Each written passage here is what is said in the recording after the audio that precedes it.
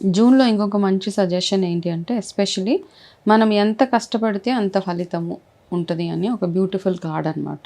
అంటే చాలామందికి జూన్లో మంచి మంచి మార్పులు వస్తాయి. చాలా రాసుల వారికి ట్రాన్స్ఫర్మేషన్స్ అంటాం. ఆ ట్రాన్స్ఫర్మేషన్స్ ఉండే అవకాశాలు చాలా ఉన్నాయి.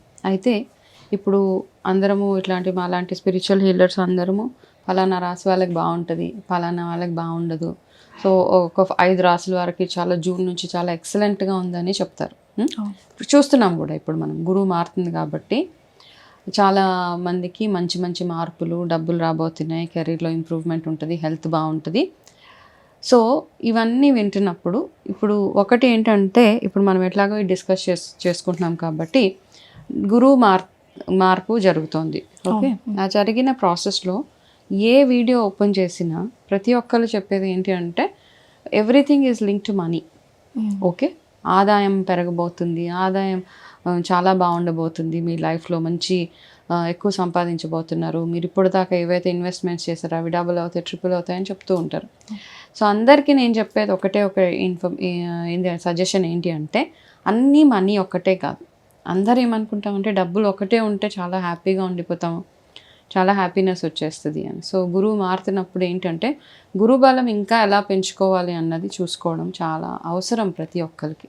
ఇక్కడ గురువు ఏం చేస్తాడంటే జనరల్గా ఇప్పుడు టారో పక్కన పెట్టి మనం ఆస్ట్రాలజికల్గా ఓవరాల్గా మాట్లాడుకుందాం.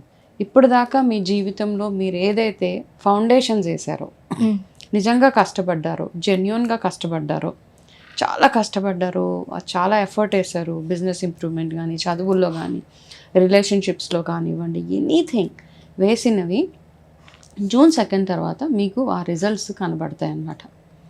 ఎవరైతే కష్టపడలేదు, ఏం చేయలేదు, ఎటువంటి ఎఫర్ట్ వేయలేదు, వస్తే వచ్చింది పోతే పోయింది అన్న వాళ్ళు ఎవరైతే ఉన్నారో వాళ్ళ లైఫ్లో మాత్రం పెద్ద పెద్ద మిరాకిల్స్ మీరు ఎక్స్పెక్ట్ చేయొద్దు. Okay, this is very very clear అనమాట. అందరు చెప్తున్నారు కదా జూన్ 2 నుంచి నా దశ తిరిగిపోతుంది, చూడండి ఎట్లా ఉంటుందో. మీరు ఒకవేళ అంతకుముందు కష్టపడకపోతే ఆ దశ తిరగదు, ఇంకా మీరు కష్టపడితేనే మీకు ఆ ఫలితం దక్కుతుంది.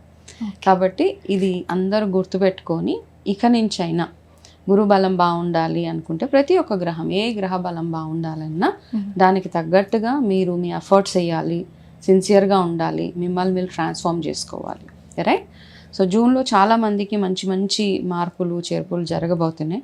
But that is all that depends on మీరు అంతకుముందు మీ ఏమేం చేశారు, ఎట్లాంటి పనులు చేశారు, ఎంత బాగా మిమ్మల్ని మీరు పూజలు కానివ్వండి, మంచి పనులు కానివ్వండి, ఎంత కష్టపడ్డారు, ఎంత మంచిగా ఇన్వెస్ట్ చేశారు, దాని మీద డిపెండ్ అయ్యి ఉంటుంది జూన్ అనమాట.